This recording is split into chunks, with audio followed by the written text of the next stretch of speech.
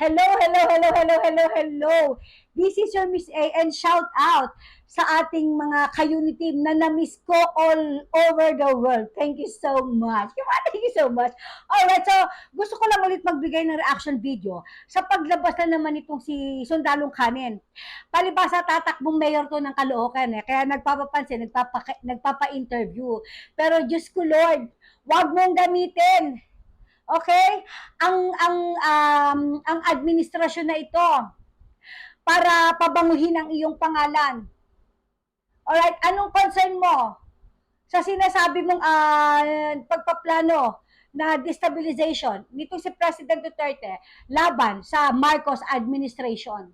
Anong concern mo dito? Di ba galit ka sa mga Marcos? So, kinukuha mo bang simpatya ng mga Marcos loyalist?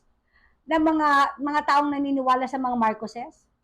Kaya kunyari nagko-concern-concernan ka, at lalo mong dinidiin si President Duterte dahil nga galit ka sa kanya dahil hindi ka umubre.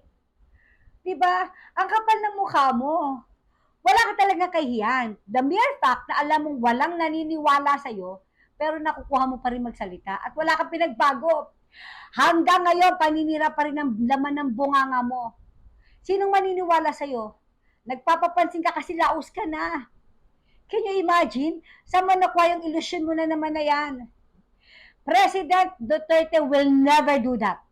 Okay? Hindi siya yung tipo ng politiko na nagde-destabilize ng administrasyon. Tingnan mo ang sarili mo, Trillanes. Ikaw ang may record na ganyan.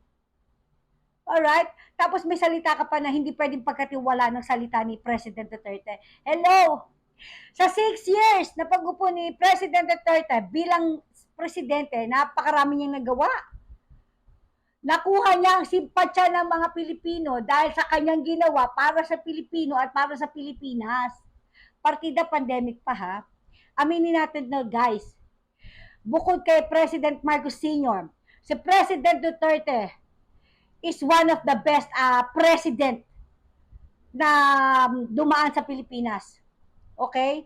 Hindi lang si Marcos Sr., si President Duterte din, sobrang galing. So, pwede ba, Trillanes, itigil mo yung kakangaw-ngaw mo?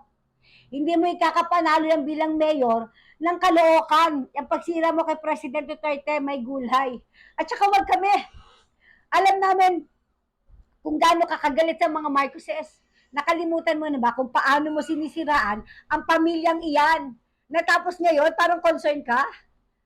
Di ba, chinichika mo na nagpaplano ang Duterte, si President Duterte na mag-destabilize ng administrasyon ni Marcos. My God, don't ask. Don't ask, Trillanes.